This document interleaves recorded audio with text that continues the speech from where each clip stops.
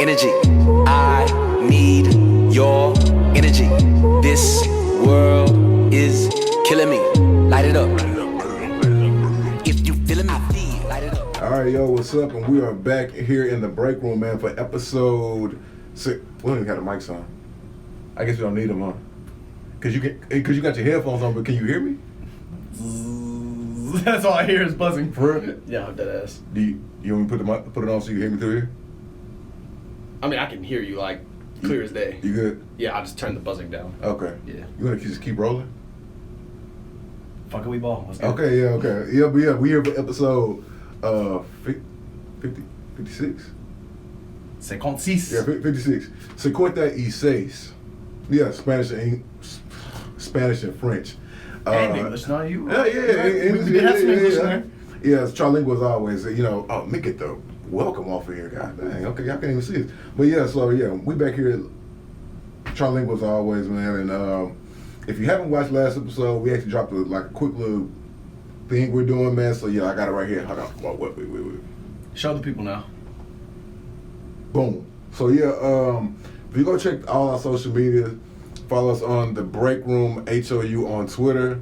Man, you can see it there. You can also see it on Facebook at the Breakroom Podcast 1, and then you can also see it on our Instagram at the.breakroom.podcast. And so basically all that's there is the hat is we have a hat. We're doing a giveaway.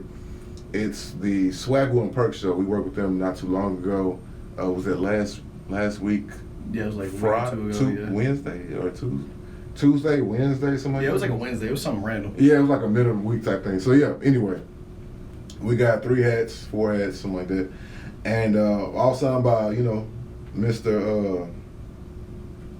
What's his thing? Kendrick Perkins. Carry On. Yeah, Kendrick Perkins. Oh. Carry On. Mr. Carry On. Oh, yeah. But yeah. Yeah. So yeah, we got his own, autograph hats by him for their show. So yeah, we'll have some rules for that coming soon. Yeah. Once we kind of just figure them out. So Yeah, once we figure out some rules, we like, bro, what we gonna do for this? But yeah, so I didn't even know he had it. He just literally sent me a picture of all 4 of them. He's like, hey, look what I got. I'm like, bro, when did you do this? I was literally working with you. Yeah, I must have went to go throw some trash away or went to go give him a sweat towel or something like that. Yeah, bro, I caught him they was on their way out the door. I was like, hey, yeah, Perkins, bro, you can go ahead and. He's like, yeah. I said, appreciate it, man. We're going to get our hustle on with these hats. He said, I respect it. I respect it. It's the only way. The only way. So, yeah, we're going to set some rules for that a little bit later, man, and, kind of get it going for y'all and everything. But, yeah, man, so welcome back, man. Welcome back to the show. Evan, bro, go ahead and get us on what we're going to get. Hold on. Before that. I wanted to do a little something fun before we get started. So, we played Knockout with NBA players. And, Trey and I, we're big fans of music. So I wanted to play Knockout with some rappers. Okay. Or just musicians in general, whatever way you want to go. Okay. So I'm going to start you off here. Bet. Hold on, what's the scenario? Start a label, or or who I think is better than who? Who you personally like more. Okay, bet. All right. Yo Gotti, Young Dolph. Dolph or Soulja Boy? Dolph. I had to bring up Soulja Boy just because of what happened when he got maced. Yeah. By that dude that was snitching on everybody else. Yeah. I saw that on Twitter. That was funny. But anywho. All right, let's go. Dolph or Gucci? That's a good one. Ooh, that's a good.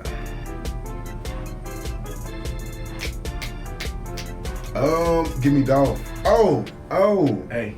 I ain't mad at you. Oh. All right, let's go. Dolph or 3-6 Mafia? Keep it in Memphis. Oh man. So but it's a group versus one artist. Yes, I was like, who do you prefer? I'm Dolph. I'm gonna go Dolph. But even though he rocked with them though, right? So it was like. Yeah.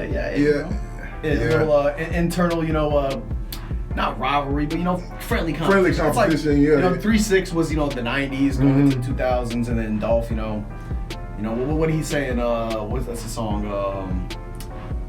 He said, dropped his first mixtape over to the Dolph world, then he took off. Yeah. All right. I got one more for you. Okay. This one might be a little more difficult. Okay. Maybe not. Dolph, we're gonna go out West Coast now. YG. Dolph. I don't know why I've never been a huge YG fan. YG do got bops. I ain't even gonna lie. I like they bops, but I've just never like. Cause YG's, I would say he was more mainstream than Dolph. Yeah. So I thought that might be a little more difficult. You know, I'll give you another one then. We'll keep it on the West Coast. Okay. Dolph,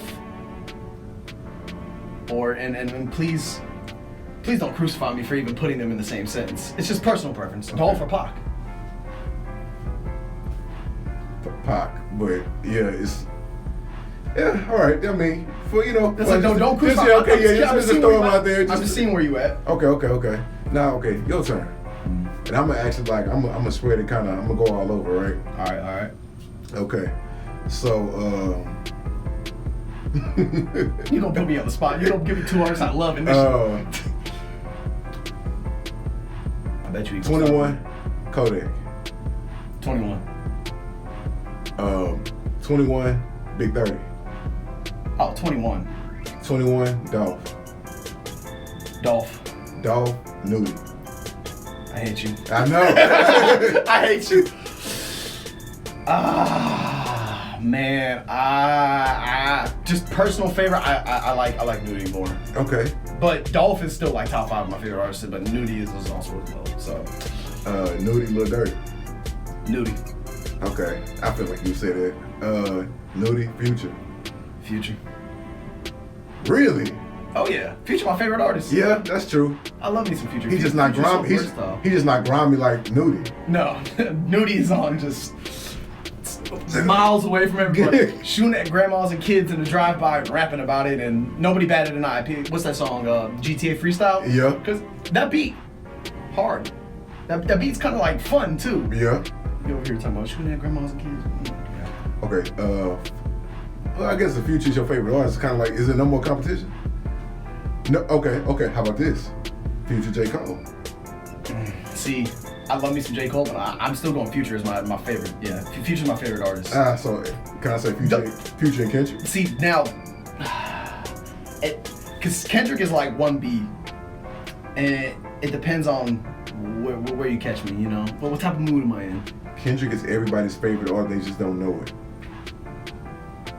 Kendrick is everybody's favorite artist, they just don't know it though. Yeah, all my life I want money and power, respect my mind, or die from last. Yeah. No, we gonna stop it there. Yeah. But man.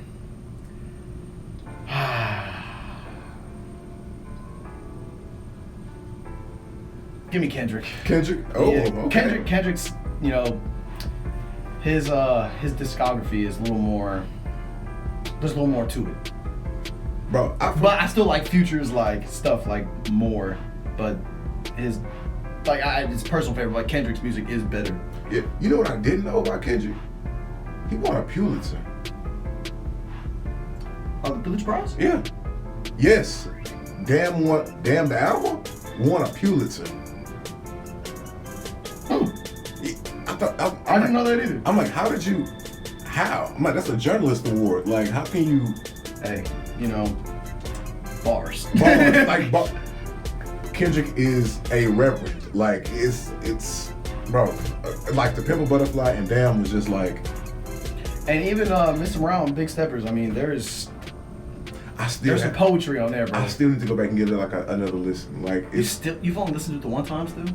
It's so heavy. Like, it's just like I just need to go ahead and just sit and your life is moving too fast. I just gave it another listen. I am appalled. Okay, last one. All right. And you said Kendrick, right? Yeah. Okay. Kendrick, Drake. Kendrick. Okay. Cool. I like Drake. I think Drake is one of the best artists of this generation, but Kendrick's still like. My man won a Pulitzer Prize. Like, come on now. Yeah, bro. Like, it's not even. Like, even though I just figured that out now, but like, that just shows you that there's levels to the shit. So, Kendrick is here, and I think as far as bars go and just like impact, J. Cole is probably next best on that. Mm-hmm. So, you know what? and I love me some J. Cole. I swear, when they did that Black Friday thing where they both rapped over each other's songs back in like 2014 or 2015. I thought we were getting it. I thought we were getting the album. I thought we were getting and the ever album. since then, they're like, oh, it's gonna come. Nope. We're never getting that collab. This We're February, never getting it. It gets scarce this February when I drop.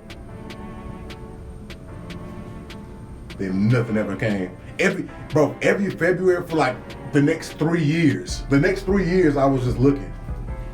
Ears was to the streets. We're like, anybody? Nothing. Anybody hear Okay. anything? No. All right. But yeah, We'll wait for next year. bro, the landscape after that was just like. Wait, after Forbidden Fruit, because that was off of Born Sinner, which came out in 2014. Mm-hmm. They don't have another song together, do they? No. That's crazy. Yeah, no, they'll have. Bro, and Not even another song. Yeah, I thought Mr. Morale and Big Steppers was like perfect for him to put J. Cole on there. See, I said the same thing about Damn years ago. Like Damn, an even better example. Like both of those. Perfect. I mean, hey, he even could have went with him on To Pimp a Butterfly, but I thought Damn would have been the ideal project because you had J. Cole coming off of like 2014 Forest Hills Drive, and he was like ascending, and this was like before like KOD. So imagine if Cole and Dot were on Damn, even if it was just being on one song. You know, I would hope we get a verse out of J. Cole. There's no way he would just hop on for the chorus, right? Man, I feel like that could have. The whole hip hop community, we've been fiending for this for years. It could have like ascended them to even like another like realm of like, oh, like they both got a #1 hit together or something like that, you know? Dot even could have been Grammy type of song, you know? Dot on KOD would have been filthy. Absolutely filthy.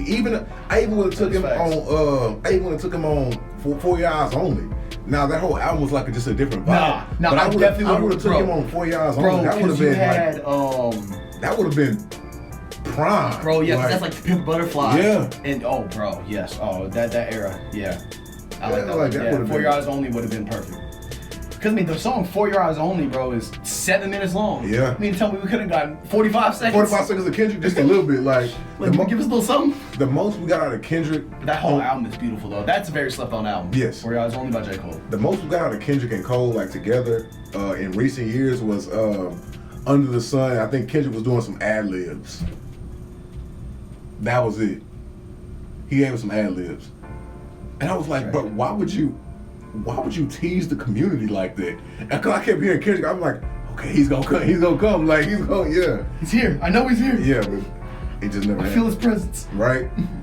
But a lot of news kind of happening in the sports world, and Kyler Murray is getting the bag. Yeah, that brother's starving. And over here on this side, we love to see, you know, young men get paid, especially when they're like our age. You know, makes me feel like even brokered. But hey, you know, still love to see it. All right.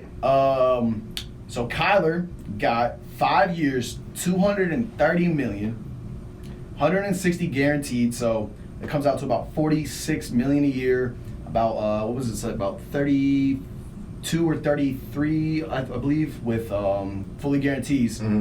So the saga's over. The whole, I'm deleting all my Cardinal stuff off my IG. I'm taking, you know, their name out the bio, all that stuff. The saga has closed. Kyler's gonna be in Arizona up until 2028. So I want to get your initial thoughts on the price, and do you think Kyler is worth $46 million a year? So my initial thought is like no.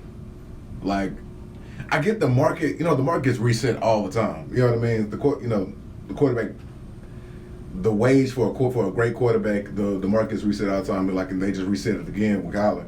And so, but do I think he's worth that much? No, he's not even. Kyler's not top 10. For me, he's like in that 12 to 15 range, like 12 to 14 kind of sort of. So like, I mean, to get paid more than Deshaun, is like crazy to me. It's insane. I mean, but Deshaun's contract's fully guaranteed. Yeah. So he's not really going to get paid more than Deshaun. For you to jump right up under Aaron Rodgers, how about that? Aaron Rodgers, the second highest paid quarterback in the NFL. Exactly. Aaron Rodgers is a two-time MVP. Back to back. Makes no sense. So I mean, he's at $50 million a year. Yeah. So, but no, I wouldn't do it. Like it's no. Yeah, because I so just for the people at home, Aaron Rodgers at $50 million a year is the highest paid quarterback in the NFL. You got Kyler at 2 at 46.1. You got Deshaun at 3 at 46. You got Patrick Mahomes at 45, and then the fifth highest paid quarterback is Josh Allen at 43, and then the sixth, Derek Carr at 40, basically 40 and a half. I think he's better than, he's got a higher ceiling than Derek Carr, but I'm taking Rodgers. Let's talk about the people that are getting paid less than him. I'm taking Deshaun. I'm definitely taking Mahomes, and I'm definitely taking Josh Allen. Exactly. Think about it like this. I'm gonna name some of my top 10 quarterbacks, right? I'm not gonna throw them in any order, but think to yourself and think, is Kyler better than any of these guys?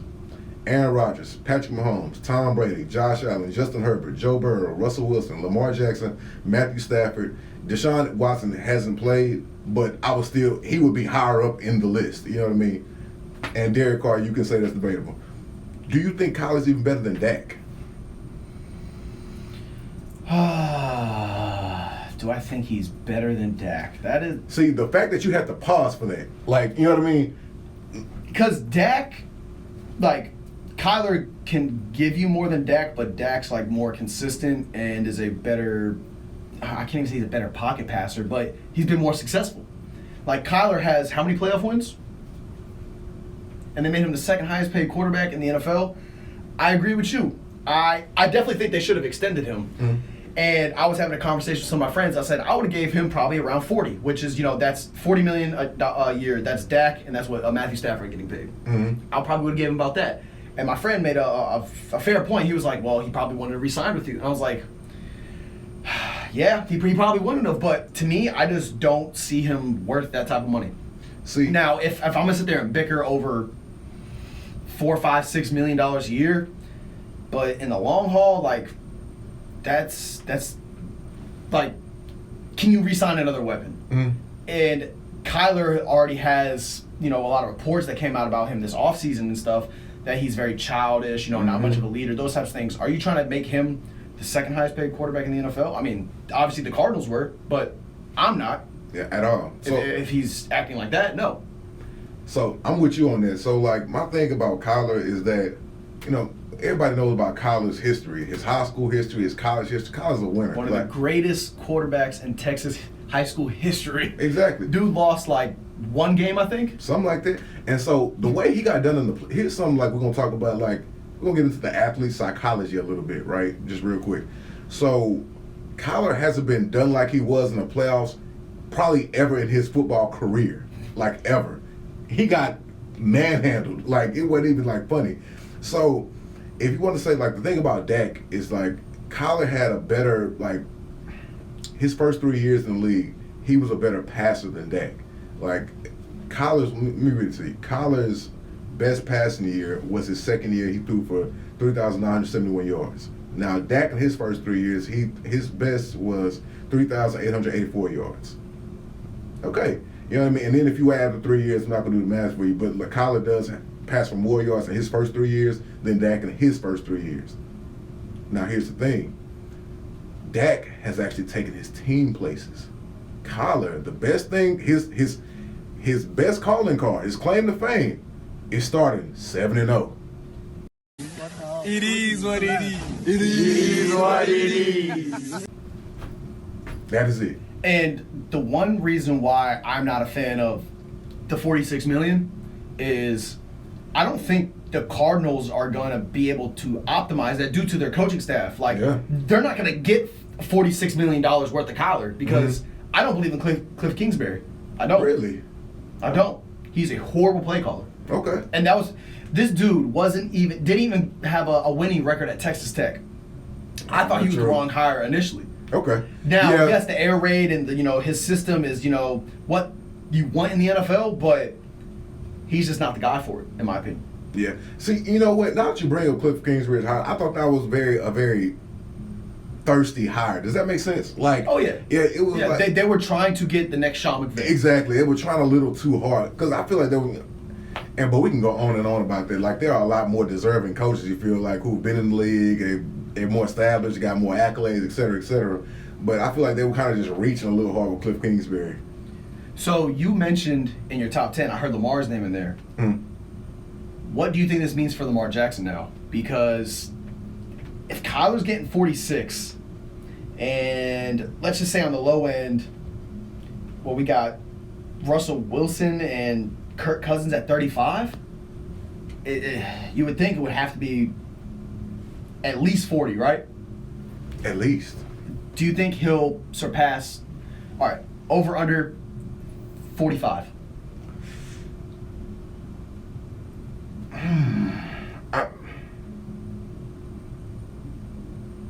I feel like they have to. I think it's gonna be over. I think he's going to over. at least get probably 45 at minimum. Because I'm thinking, okay, when I think back to the Ravens' history, at one point in time, Joe Flacco was the highest paid quarterback in the league. They gave that boy 100 M's after the Super Bowl. You know what I mean? And he is nothing like Lamar. Nothing at all. A couple years later, they drafted Lamar to replace him. Exactly. So, they've done it before. You know what I mean? And now that you have a franchise quarterback in Lamar Jackson, it's like, well, why not? You know what I mean? If you want to feed into like the thing like, oh, his style of play won't last that long.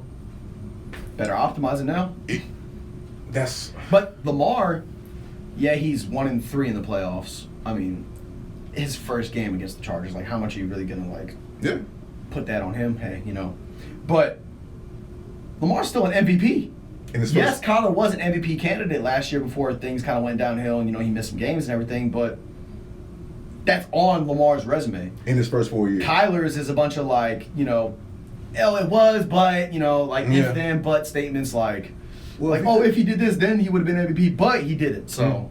Well, if he would have stayed healthy, well, if Deshaun was still healthy, Exactly. We can what if ourselves to death. If Deshaun wasn't out here, being a serial sexual predator. Whew. I said Deshaun. I meant DeAndre Hopkins. That's what I meant to say. I said Deshaun. Yeah. But DeAndre Hopkins. Because remember we were talking about the receivers, and I said the Cardinals criminally underutilized. They literally leave him on one side of the field at outside receiver, and that's it. That's the thing about Cliff Kingsbury for me. How do you have at the time when you got DeAndre Hopkins? He was a top 2 receiver in the league. How do you not utilize him for years? How do you just throw him on one side of the field? The defense, it's so predictable. The defense knows exactly where he's going to be every time and goes for the rest of the offense. There is no sense for you to have the most sure hands in the league that's been proven to catch with just about any quarterback he can work with, and you keep him on one side of the field, and you limit your offense like that. Then you overpay Christian Kirk. Oh, dude. Look, Jags gave him, what, $21 million a year or something like that? Hey, they had to make room for Kyler's contract now, so I think, so what do you want to settle on? 45, 40, 46? All right, how about this? Do you think his contract and guarantees will surpass Kyler's? Yes, I do. I think he'll get more guaranteed money. Kyler's contract was just the best thing that can happen for Lamar. Absolutely. Oh, yeah. Oh, yes. It's the best thing that can happen. He doesn't have the problems that Deshaun has. He's better than Kyler. There's no reason why you shouldn't pay him. Because I love Kyler Murray. I think he is a great talent. Yeah. I just want to see it mean something. 7-0 is cool, but if you're losing in the wild card, it don't mean nothing. It's just hey, I got the Eagles hat on. Y'all see it? It's like the Cowboys. Oh, we're this, we're that. Oh, the offense is so good, this and that. You got one playoff win in the last, 6 years, 5 years? The only thing I don't want for Lamar is that I hope they, and I guess up to the organization, because I doubt if they offer him something too low, I doubt he'll walk. Or they'll trade him, do something like that. I doubt that. But what I don't want for them is to kind of feed into what a lot of people have been saying about his style of play and all this other stuff and try to follow trends, because it's unfair, like how they're like doing Lamar to my, because you know people who they felt like used to play like him, but Lamar is just different in my eyes. You know, comparisons aren't fair, but at the same time, life isn't fair. You know what I mean? It's like he both of them, you know, Heisman guys. Mm-hmm. You know, Lamar, MVP, and then you have Kyler, who was MVP candidate. But, you know what? Y'all see the Eagles hat again. Do you think he'll pull a Carson Wentz? Who, Lamar? No, Kyler. He gets the bag, and it just goes downhill. Or do you see him, like, becoming a $46 million quarterback? If you had to pick, if you had to bet on him just tanking or becoming, you know, that guy. I think he could be that guy. Carson had injuries that got in his way too. So you know, granted, I think if Kyler stays healthy and he stays available and things like that, I think he can develop into that guy. Kyler's he's a talented quarterback. We're not saying he's not good, but as far as right now, do I think he deserves to be right after Aaron Rodgers? No, absolutely not. No. Yeah. No. Glad you got paid though, but no. Because, I mean, there's a lot of young quarterbacks, and, you know, the pressure's always on for them to, you know, perform immediately. But we got 3 quarterbacks we're going to get into when we come back.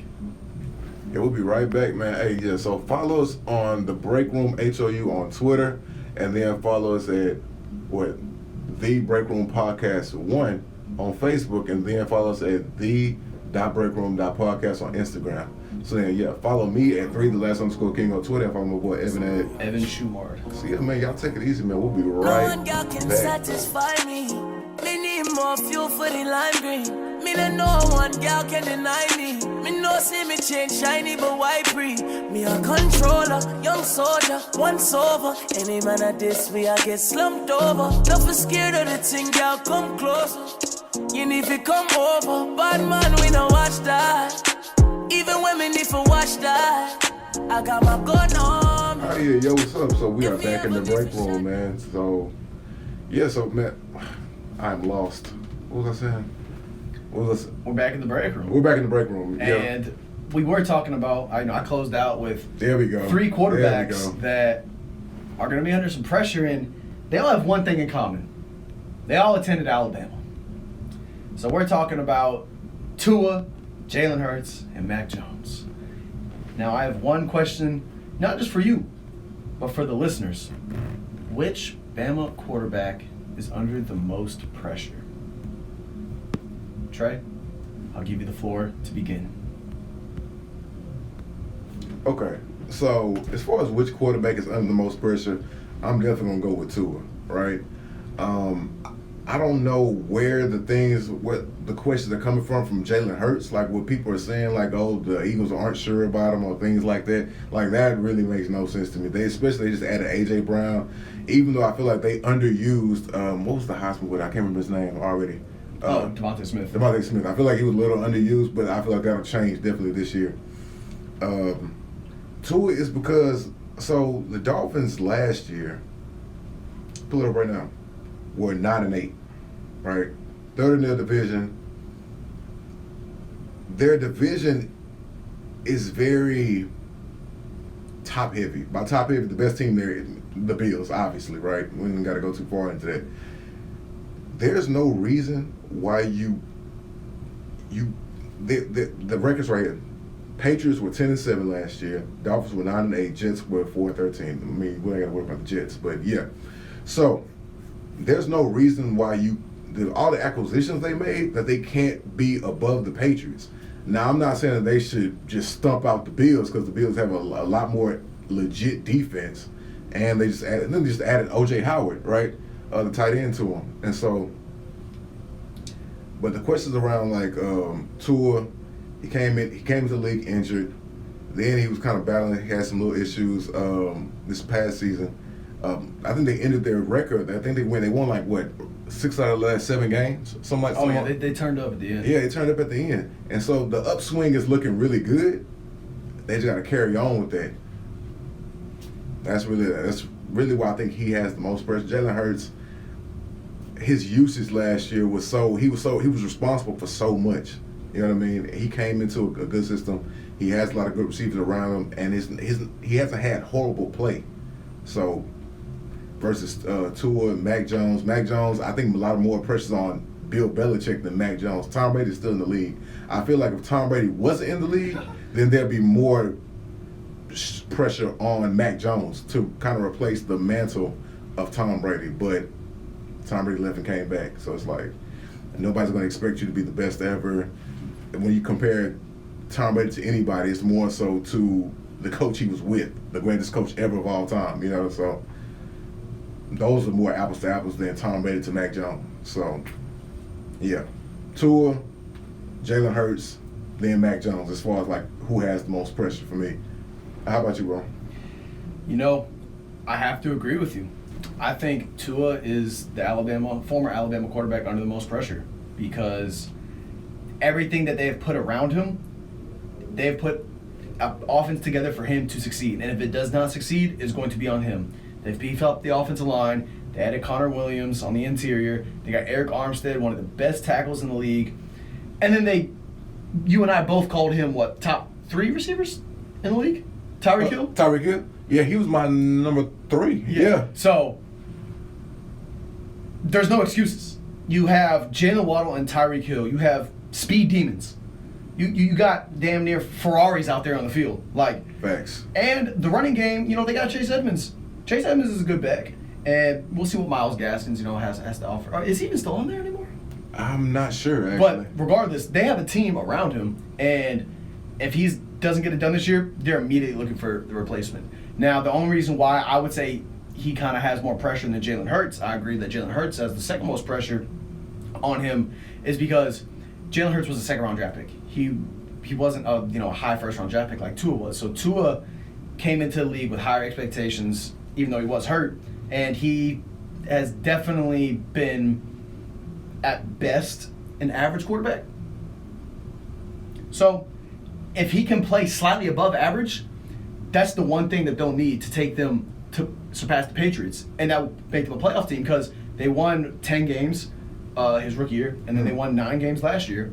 So they're a double-digit win football team in my eyes. I think that there is no more excuses, and that's kind of what I said. Like last year for Daniel Jones, that was the best situation he had. Like if he couldn't get it done there, then I just don't think.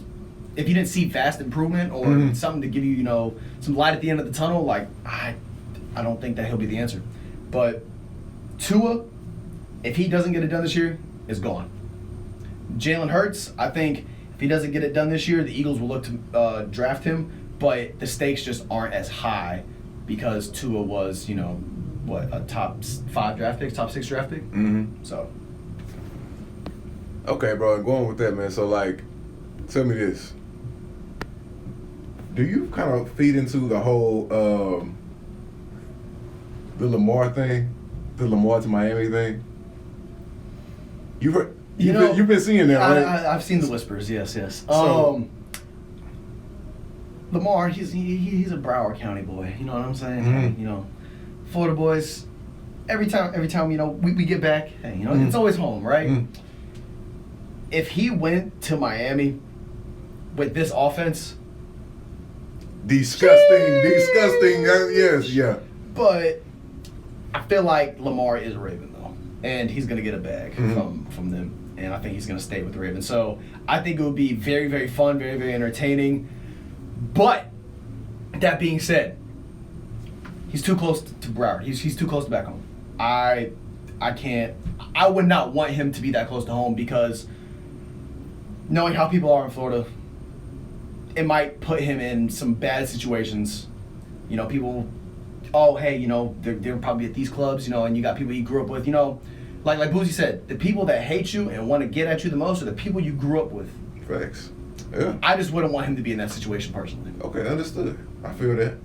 And only reason I brought that up is because I'm say if Lamar ever got to Miami, I don't know, would you ever see them bringing back AB into the league? Oh my God, bro. Because AB said he wanted to play. Bro, because AB's from Miami too. Exactly. Oh, dude, just the amount of I don't even know what to call it. Just just jitness. Sensational. Out there, bro. Like, it's a lot, man. So, yeah, I think that'd be a lot of fun. I mean, from the point you brought up, it'll be entertaining for sure. For the point you brought up, like I probably wouldn't want to see him in Florida either. You lived in Florida for a good minute too, so like 8 years. Grew up out there. So yeah, man. But as far as that, would you be okay with? And I just kind of thought about this. Would it make sense to you? Because I know we brought up Kyler, so let's bring up Lamar. Would it make sense to you if Lamar was the second highest paid quarterback in the league? Yeah, it would make a lot more sense than Kyler being second paid. Like I said earlier, Lamar has the MVP. Lamar has undoubtedly the most unique skill set at the quarterback position. Okay. And if they kind of like what my friend said, like if you don't give him that money, he's not going to re-sign. Mm-hmm. So do you want to go off to look for another quarterback or not? But I think Lamar is going to get paid more than Kyler. I think he's going to get more guaranteed. The number still might even be higher. I mean, let's say even if it is around that 230 mark, I think he'll get more in guarantees. Okay. I'm cool with that because, like I said, Lamar has the accolades, so I can't. They just got to just... Also, they just got to get the passing game together, bro. Like, I'm not sure, like, what type of, coordinator they got over there right now and stuff, but they've got to just push the ball down the field a little bit more. And I understand that, Lamar might not have the greatest arm, but they act like this man can't throw. Yeah. Speaking of the passing attack and how bad it was, like a year ago before David Culley's hire, he was the receivers coach, assistant head coach, but also receivers coach in Baltimore. Oh, I thought he was a special teams coach. Oh, he was the receivers coach? Assistant head coach, which is, I've never heard of that because your DC is usually like... Yeah, it's one of your OCs, DCs, yeah. OCs, DCs. But yeah, so he was like an assistant like receivers type coach. And they had the worst passing attack when he was there, which also made no sense to me for a hire. Like, why would you hire somebody who's not very successful at the job? Not trying to kick a man while he's down. That is right, yeah. Not trying to kick a man while he's down, but yeah, I mean, Houston, you make me sick sometimes. But moving on from the filth of Houston, like of the Houston organization, because there's just so much. I can't even say it's like. When a franchise is embedded with racism, bro, it's just from management, like it's from just, ownership. The whole well is just poison. It's just full of poison. Like I can't even. For real. So Easterby over here, man. Yeah, bro. Easterby still calling the shots. I don't know. I see Jack Easterby out here in practice running drills. Bro, I see Jack Easterby as like a Dr. Doofenshmirtz from like feeling Phineas and Ferb. Like, you know what I mean? He's always fixing one of his innators to just ruin stuff. Like, yeah. I'm trying to throw a clip of Dr. Doofenshmirtz in there. Doofenshmirtz Able Incorporated. Nice guys can't take over large metropolitan areas, except for Roger. But we're not talking about Roger. I've got to get mean. I've got to get ugly and possibly hairy. I've got to learn to be more like the abominable snowman. So I decided to build this. Behold, the abominable abominator. See, I can only see if I speak slowly. Oh, with Dr. Doofenshmirtz. Dr. Doofenshmirtz. I always say something incorporated. Yeah. So yeah, bro. Speaking of that, the one thing about that show that always would get me, this dude Perry the Platypus would just wear like a different type of hat. Yeah. Perry the Platypus. I thought you were just a delivery man. Yeah. He said, "Oh, it's a platypus." He had a pizza hat on and a pizza box. Like, yeah. He would come in, then do the little thing. I know, that show did go hard back in the day, though. Oh, facts. He would say, a platypus. Quick Perry the Platypus. Quick side note. What's up? Top, like this is a handful of, like, greatest shows that you watch, like, growing up as a kid. Ooh. All right, so for me, tough. You gotta go first. Like, I'm trying to think. So, SpongeBob. Okay. SpongeBob goated. I used to go hard to the Rugrats back in the day. Okay. What age are we talking about now? That's just overall, just like throughout the years. Bob the Builder, bro. when I was like young, Bob the Builder and Blue's Clues were my jams. Okay. Like I'm talking like when I was like 3, 4, 5. Yeah. Those were the jams. And what was another show that I always just like? Johnny Test. Johnny Test. I used to love that show. 'Cause Johnny, what was that yeah, lineup yeah. that night? They had Chowder on there too, and The Adventures of Flapjack. Yeah. Flapjack That show was so weird, That was a bro. weird show. That was Bro, I tried watching it maybe like 3 years ago, like at some point when I was at Sam, bro. That's a weird. I was like, ooh, that's a how did I weird watch show. this as a child? This is like so just it just did, you know, shows that like don't stick. Yeah. Like I went back to go watch Danny Phantom. Didn't stick. Really? I was very upset because I used to like that show a lot as a Danny kid. Phantom. Gonna catch him all because he's Danny Phantom. Gonna catch him all. Danny Phantom. Yeah. Danny Phantom was cool. Okay, so shows for me, Chowder was cool. You know what show I did not like? This is not on my list, not a favorite, but it was really Courage the Cowardly Dog.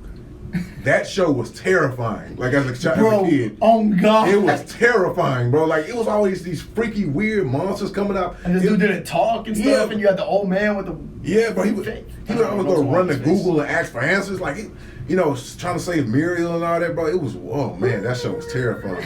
Bro, I remember that one episode, like a monster came out the tub. It was like, oh yeah. Every episode, that show was like not meant for our age group At all, bro. Like, okay, so Ben 10, that's one of them. Ben 10, I really like that one. I guess I could go. What's the Camp Laszlo? I really like that one. Camp Laszlo, what was that? That was on Cartoon Network.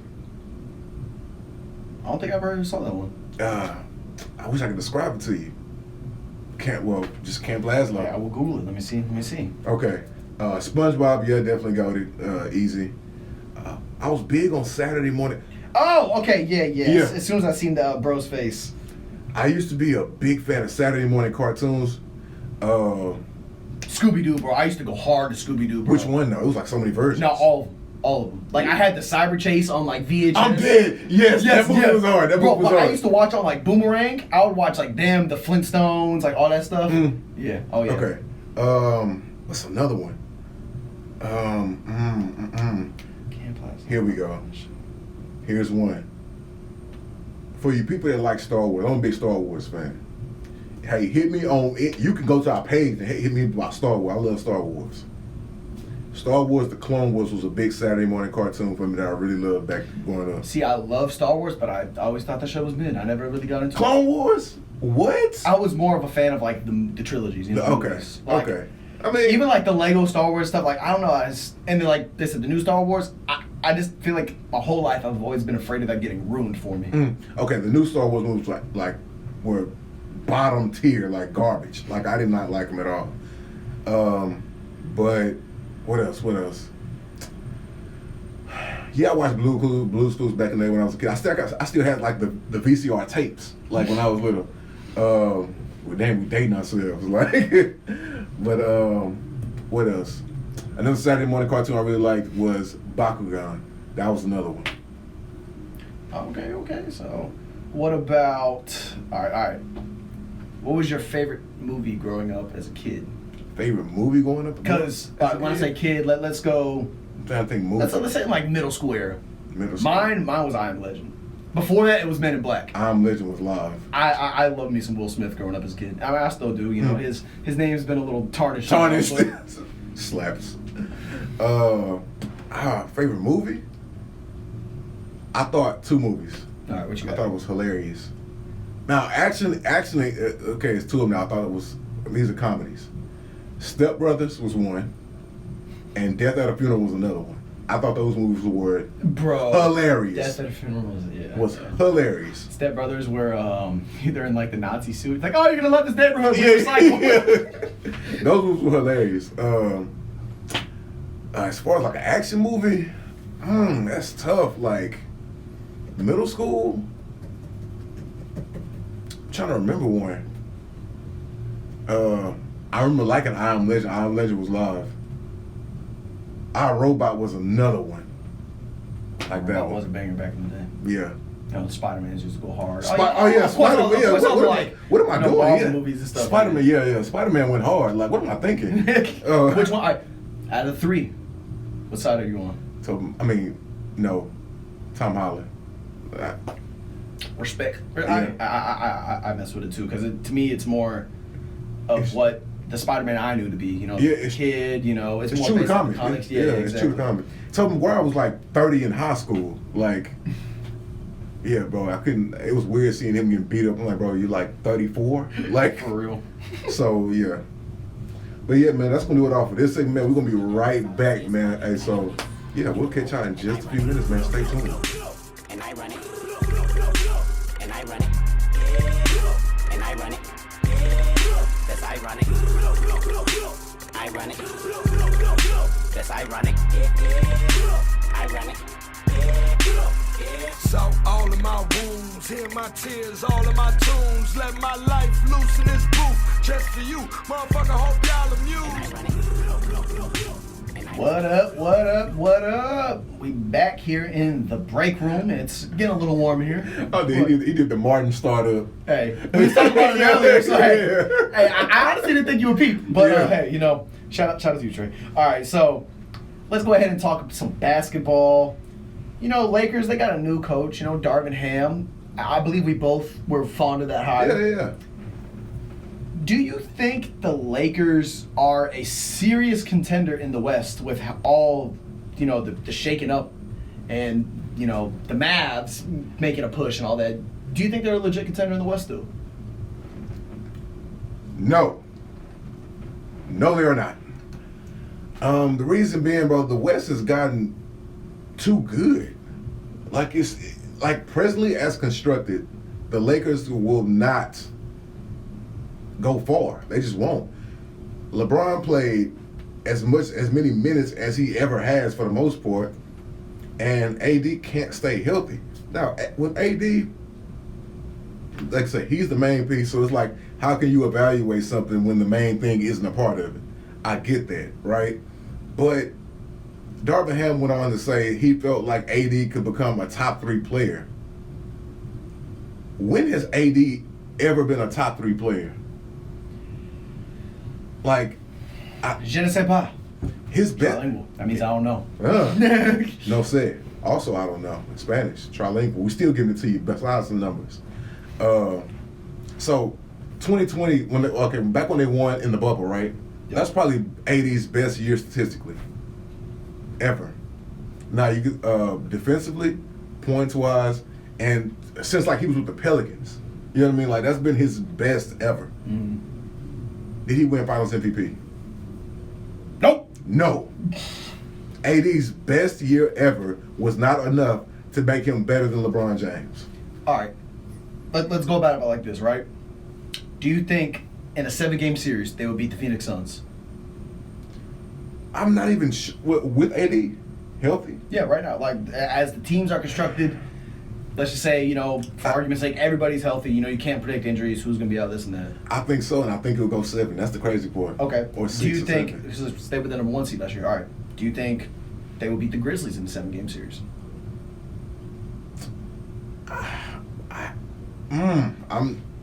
No. Do you think they will beat the Warriors? No. The Mavs? No. The Jazz? Yes. Right? Because they don't have Rudy Gobert anymore. So yes. The Nuggets? With Jamal Murray's healthy and they have Jokic and so we're making everybody healthy across the board. Yep. Oh, no. The Timberwolves? No. The Pelicans? No. The Clippers? No. The Spurs? Yes. All right, so you have them basically as a, you know, let's call it in that like 8 to 10, you know, playing type of seeding. Okay. That's not a contender. That's not a contender. All right, now for me, I think they will beat the Spurs. They're not beating the Clippers. No. I don't think they'll beat the Clippers. I think they can beat the Pelicans in a 7-game series. Hold on, with everybody healthy? Yeah. with Zion and everything. Yeah, because like this means a healthy LeBron and a healthy AD too. Yeah, even with that. Well, go ahead. I'm not going to stop you. I'm not going to interrupt you. All right, the Timberwolves.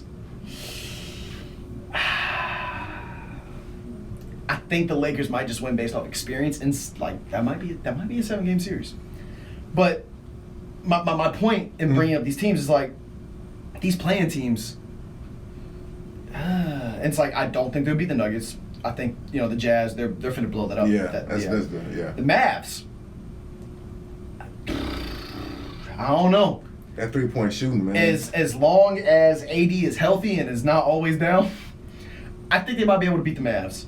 The Warriors, nope. Grizzlies. The way the Grizzlies have been playing team basketball, even without Ja, but in this situation they have Ja. Major key. I'm not sold on the Lakers beating them in a 7-game series, and the Suns.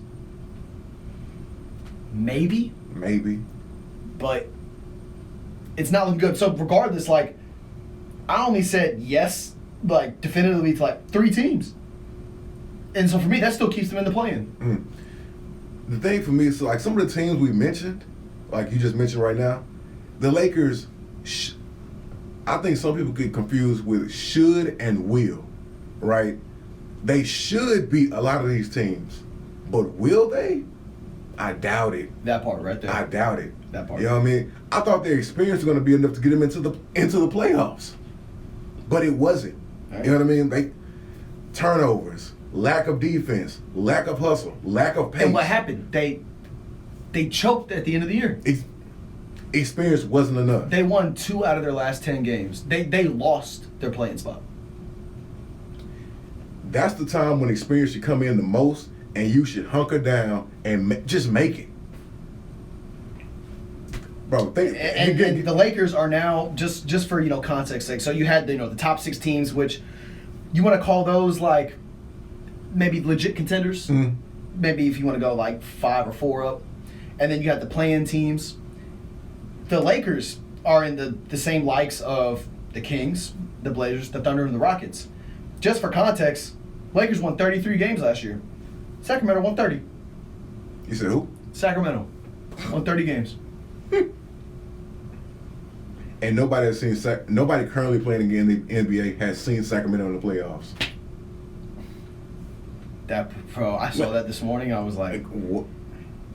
That's so because man, I think of like the Kings as a bad franchise, but when I was younger, bro, like when they had like Stojakovic and Weber and Jason Williams, they used to be a slept-on team, bro. No, for real, bro. Like they used to give Kobe and them some problems. I really think that if any team were to get moved in the NBA, I think it might be Sacramento. Just on a completely different note. To where though? Vegas. I mean, think about it. You could still kind of keep the same fan base. You would bring in a large fan base with a large, tourist population. I mean, not population, like large amount of tourists that come there per year. Mm-hmm.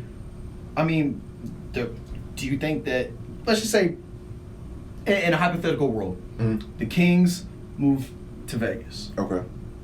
Or let's say Vegas gets a team. Do you think that stadium will be sold out every night?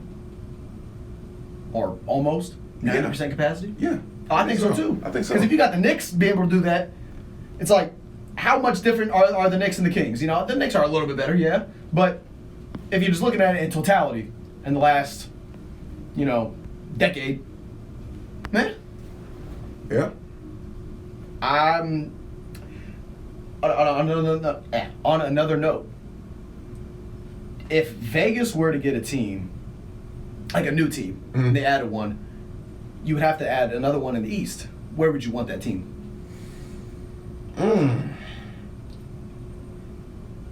That's a good question. Because I have an answer.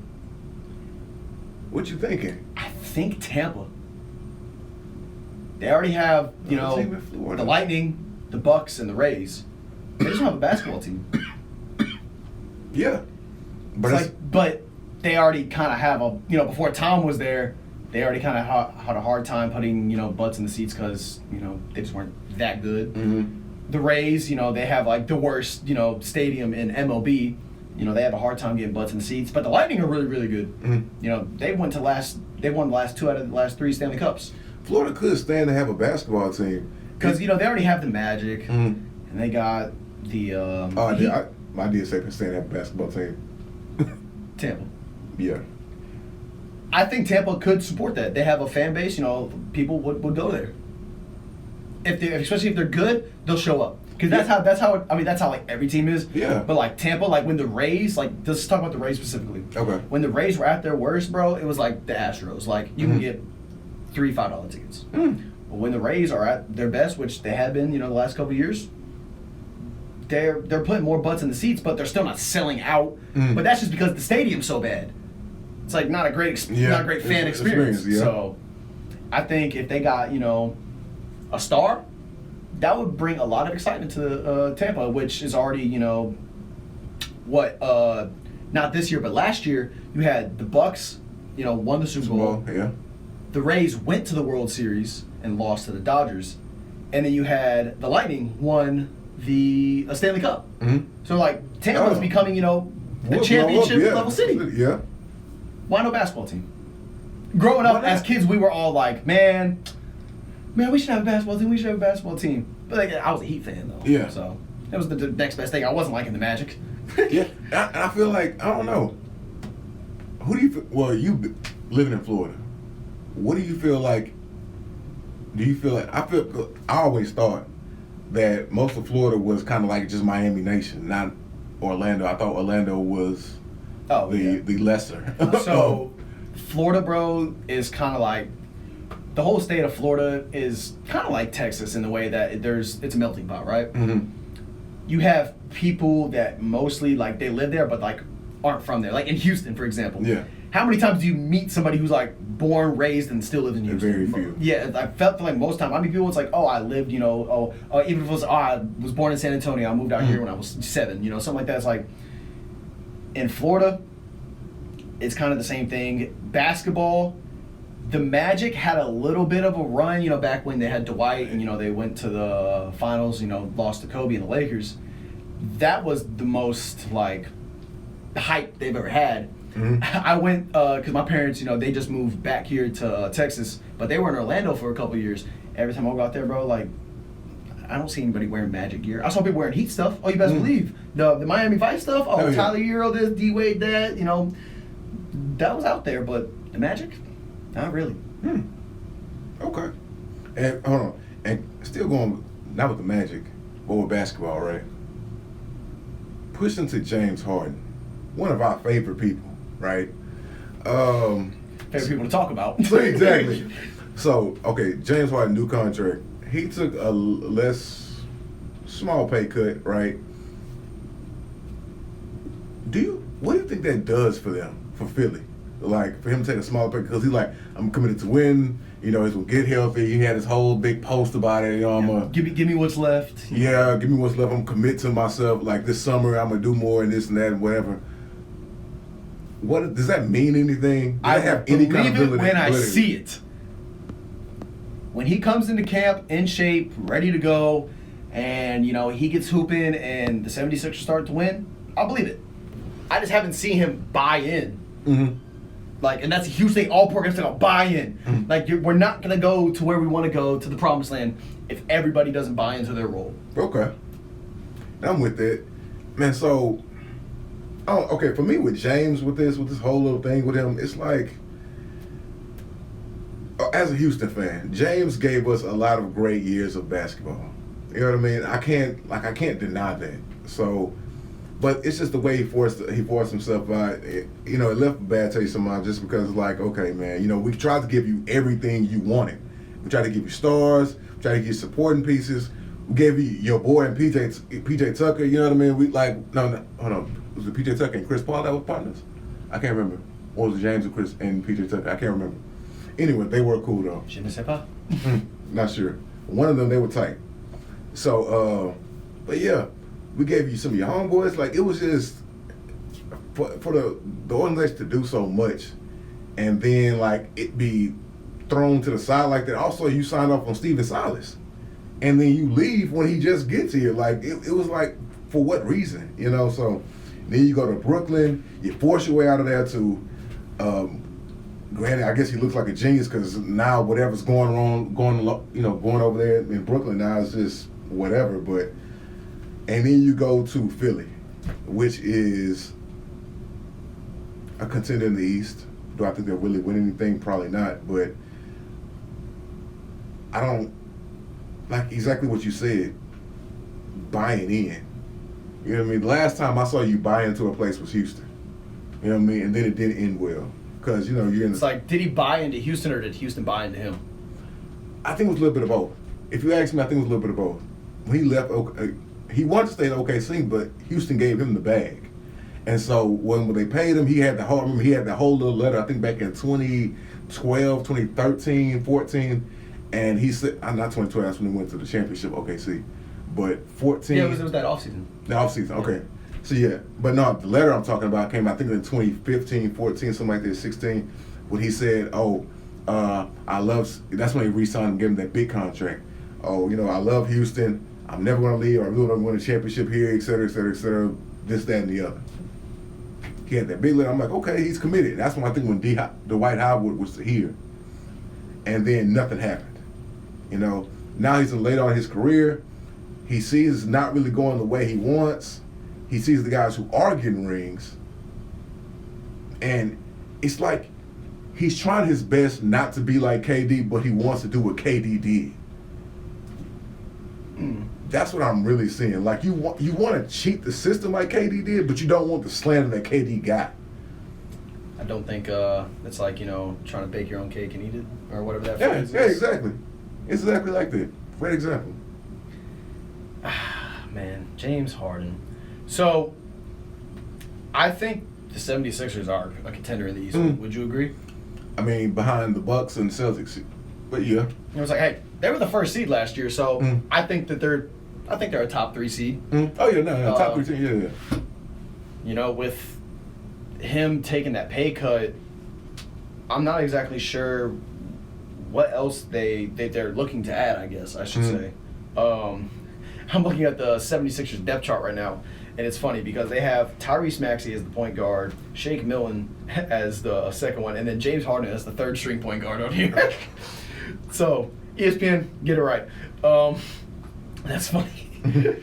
But with the money they're saving, I would like to see what they bring in, because that would help give me a better answer.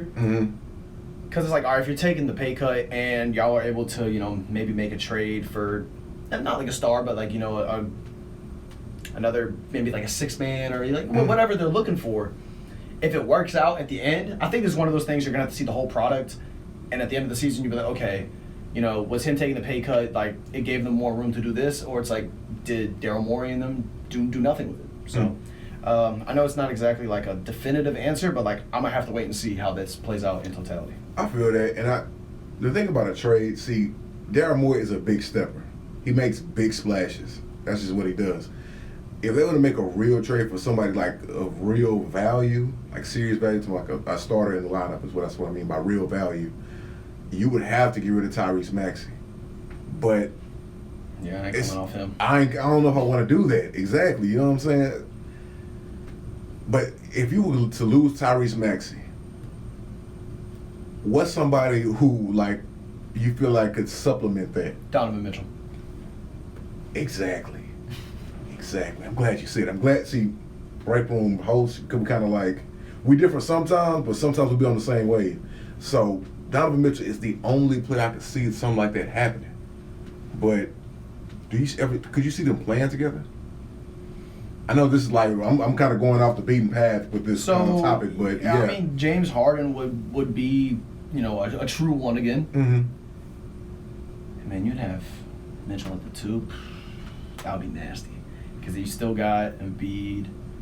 And in a package like that, Tyrese Maxey, maybe even Tobias Harris might be included in something like that. Like, that's... Tobias Harris is getting paid like $35 million a year, so that contract would have to come off the books, I think. So you would just have to basically, you know, find a forward to replace that. I mean, I never think it's doable. Yeah, because Donovan Mitchell is better than Tyrese Maxey. That's not, but their skill is, the gap isn't that wide. Like Tyrese Maxey is like ascending. He's coming up like he's here. But Donovan Mitchell also, when he came out, was when he came out, he 40 points consecutive playoff games. Like he was going. Bro, I know we talk about this a lot, but dude, that playoff series between the Jazz and Jamal Murray, they were going at it. That was the first round too, right? Yes, greatest first round matchup in my mind. Facts. It's definitely slept on. You know what my other question? So matchups in playoffs, like if you would think about just like some of your favorite matchups. For me, the two I'm thinking of is one. That one is one. That was a special series. Another one was Portland versus OKC, and Russ and Dame going at it. That's another one for me. Why would you bring that up? Bro, Dame did Russ. Stop. And then I don't want to talk about. Don't even talk about the shot. Filthy. Don't even talk about the shot. Really him. You're a victim. There we go, CSI. So he did it to the Houston too. He did it to Houston too. He did. So I mean, but that shot was over Chandler Parsons, who was I think trying to come around the screen or something. No. Yeah, some of the Rockets. Yeah. Yeah, it wasn't over Paul George. That hurt just a lot of it. I was like, damn. But then he came at the bro. You want to know exactly where I was at for that shot? I was at Encore. Did you ever meet D or Braylon? No. All right, so I was over there at their crib watching it, and there was, maybe like a dozen or so people there. We're all huddled around the TV. That happened. Everybody went up and just started smacking me, like, "Oh no!" I'm just over here like, "No, no." Bro, when he did it over, no. The worst game about that one was after the game, and Paul George still said it was a bad shot. Yeah. I was like, I hear you. He greened it. What you mean? I hear you, but he greened it. It was in your face, and it just the net spit back at him. Yeah. Pain. But man, you know what series? Okay, this is like a collective of the same teams. When the Spurs and Heat played each other in the finals, I loved that because I love LeBron, I love D Wade, but I also love me some Tim Duncan. Yeah. I like the Spurs. Like, I was a huge fan of them, so I thought those series were probably some of the best basketball I've seen. Because that's true team basketball. You had the stars, you had the Hall of Famers. It just had everything. You had the storylines, and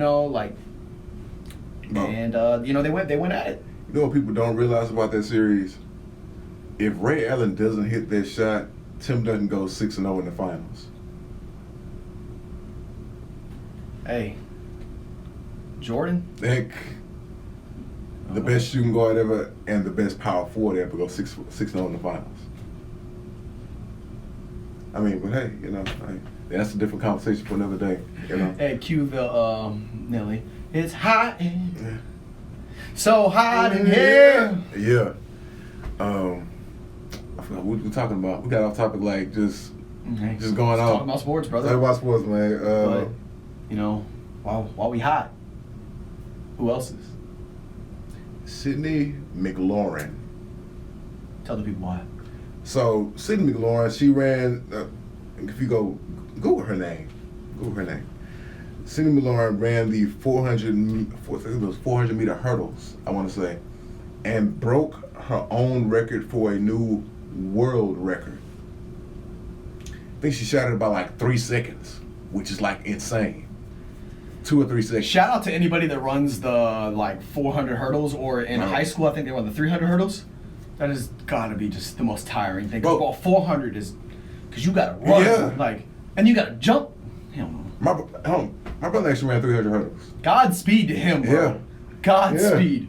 I'd rather run the 800 than run a 300 hurdle. Bro, 800 is, I guess a little bit more pace, but it is death. It is death, bro. Tracking itself is death. I can't. Bro, what was your fastest 400? Well, I'll tell you. 400? I'm trying to think because we got points based off a chart, and I think I ran a 54. I think it's 53 or 54. My fastest was 72. Like, and I thought. Oh damn! You didn't even get under the minute mark, bro. I thought I was about to cough up blood. Like I was I was hurting. Like, so my thing is that I was like really really good at was stamina. Like I have my stamina back then. I could just run. I'm not able to run very fast, but I could run and I wouldn't get tired. So I would just boom boom boom boom boom boom boom, and then the second so I had a strategy. I would sprint the curve, stride out. I mean, really, it was like the first 150 I'm sprinting, and then I'm kind of not easing into the curve, but I'm taking a little bit off the gas, and then once I kind of hit that last part of that curve, I am booking it, and I'm emptying the tank. See, I never had a strategy to run it. Like I remember we used to run it for football, just for That used to be one of our tested times. Yeah. For real? Yeah. For everybody or skills? No, everybody. Okay. So we had a chart where if you lifted so much or ran a certain time or jumped a certain whatever, you would get points, and then based off that you would be on what we call a leaderboard. And my junior year, I made my way to the bottom of that board because my 400 time got me 5 points because I think I had to get under a 55 to get 5, and I got it. And I'm so proud. Because the first time I ran it, I was really, but I didn't know how to run a 400. Like I sprinted my first 150. Yeah.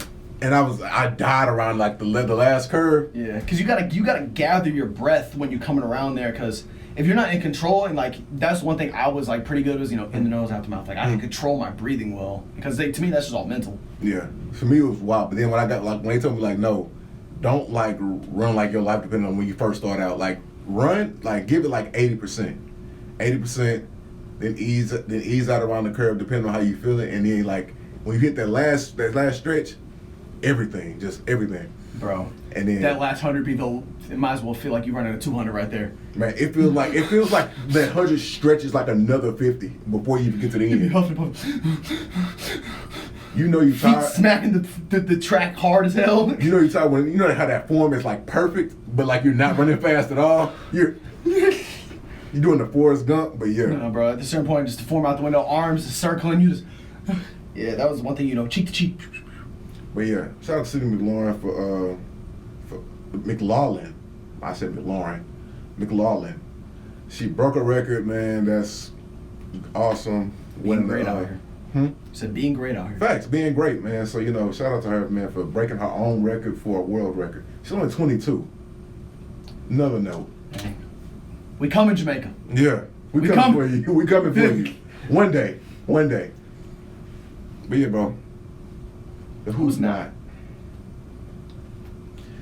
So for who's not, we got LeBron. He's how could LeBron ever be on the who's not? I literally had to ask him this earlier today. Yeah, how could LeBron ever be on the who's not list? What do you mean by that?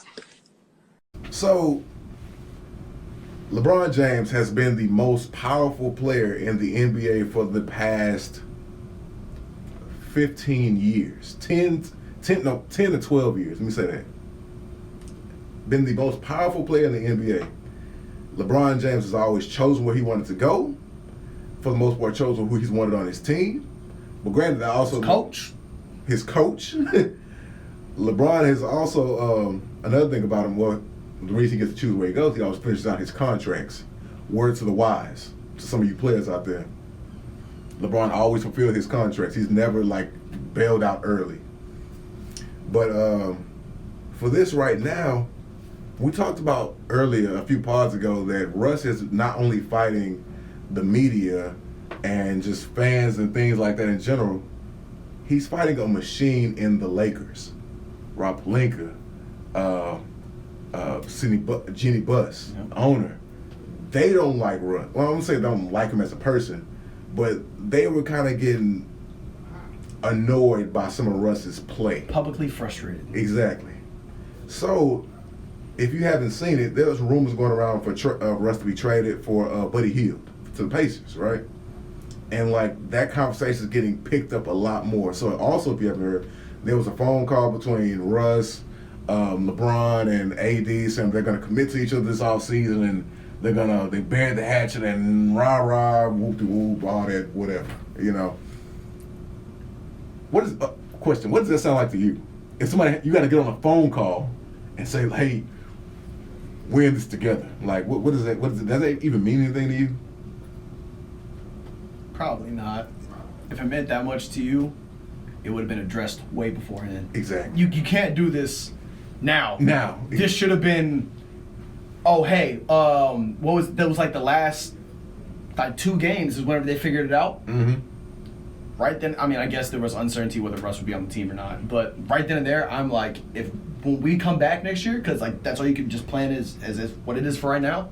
When we come back next year, we are going to be different. Mm-hmm. Like, and I think the reason why you have LeBron on here is because he doesn't have that control no more. Exactly. And LeBron. that's tough. LeBron can't save Russ, and for LeBron to be the most powerful player in the NBA and he cannot save someone says a lot. Hey, like J. Cole said, they don't want to be saved. Don't save us. LeBron can't save Russ anymore. But Russ doesn't want to save himself. Part of that too. Russ wants to be great. I'm pretty sure Russ puts in the work. I'm not saying that at all. But at the same time, well, Russ was supposed to come in and be the number 3.